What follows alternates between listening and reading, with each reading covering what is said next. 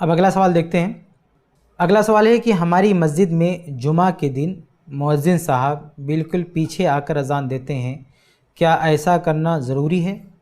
سوال یہ ہے کہ جمعہ کے دن، شاید ان کی مراد یہ ہے کہ جمعہ کے دن جب ممبر پر خطیب بیٹھ جاتا ہے تو عام طریقہ یہ ہے کہ مؤذن صاحب خطیب کے سامنے ہی آ کر کھڑے ہو کر اذان دیتے ہیں، لیکن بہت ساری جگہوں پر یہ دیکھنے میں آتا ہے کہ جمعہ کی اذان بالکل ممبر کے سامنے، خطیب کے سامنے نہیں ہوتی ہے، بلکہ اس سے تھوڑا دور ہٹ کے ہوتی ہے، یا کچھ لوگ مسجد سے باہر اذان دیتے ہیں، یا ہو سکتا ہے کہیں مسجد کے چھت پر اذان دی جاتی ہو۔ تو اسی کے تعلق سے ان کا سوال ہے کہ کیا ایسا کرنا ضروری ہے، یعنی خطیب سے، ممبر سے دور ہٹ کے اذان دینا ضروری ہے، یا اگر ہم خطیب کے سامنے ہی کھڑے ہو کر اذان دے دیں تو اس میں کیا برائی ہے، یہ پوچھنا چاہتے ہیں۔ دیکھیے، احادیث کی روشنی میں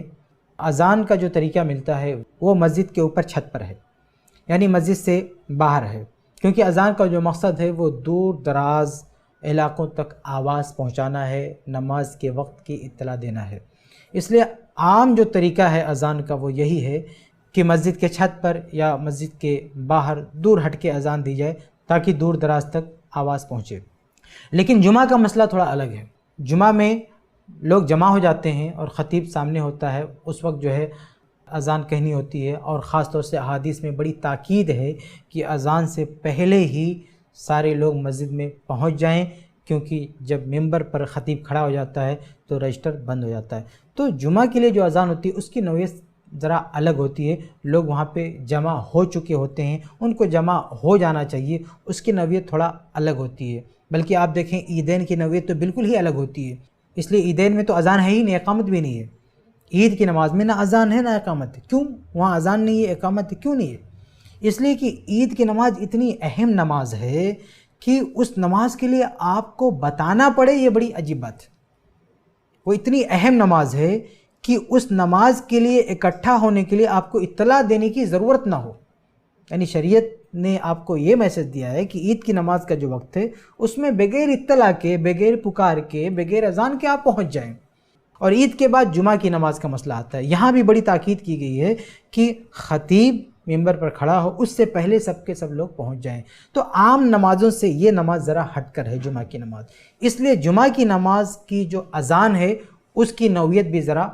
ہٹ کر ہے، اس کا معاملہ بھی عام اذانوں کی طرح سے نہیں ہے۔ اب مسئلہ یہ ہے کہ جمعہ کی اذان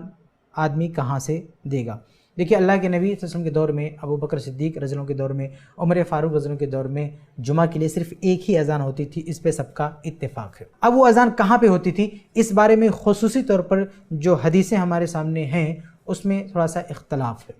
دیکھیے، ایک روایت ہے جس میں یہ صراحت ہے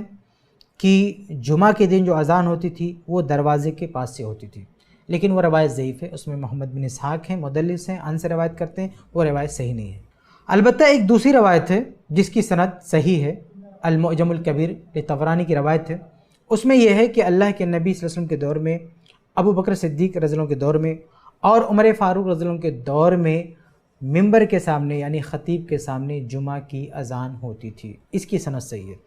تو المعجم الکبیر طبرانی کی صحیح حدیث سے ہم کو یہ مسئلہ معلوم ہوتا ہے کہ جمعہ کے دن اذان کا جو معاملہ ہے وہ تھوڑا الگ ہے، کہ جمعہ کے دن جو اذان دی جائے گی وہ ممبر کے پاس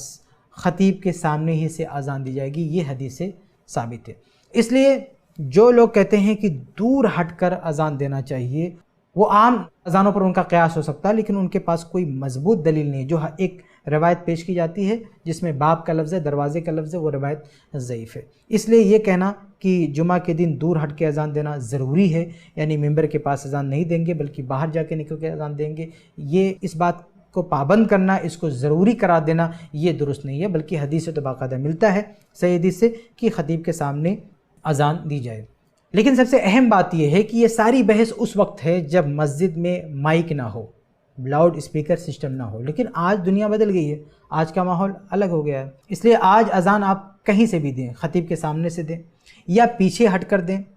یا کہیں سے بھی دیں، کہیں سے بھی جو اذان دی جاتی ہے وہ لاؤڈ اسپیکر سے دی جاتی ہے، مائک سے دی جاتی ہے۔ اس لیے آج دی جانے والے اذانوں کا معاملہ بالکل الگ ہے، اس لیے آج مؤذن کہیں سے بھی اذان دے اس کی جو آواز گونجے گی وہ لاؤڈ اسپیکر ہی سے گونجے گی۔ اس لیے آج اس بحث کی کوئی ضرورت ہی نہیں ہے کہ ایک شخص کہاں سے اذان دے۔ آج چونکہ مائک سے اذان ہوتی ہے اس لیے آدمی چاہے تو ممبر کے پاس سے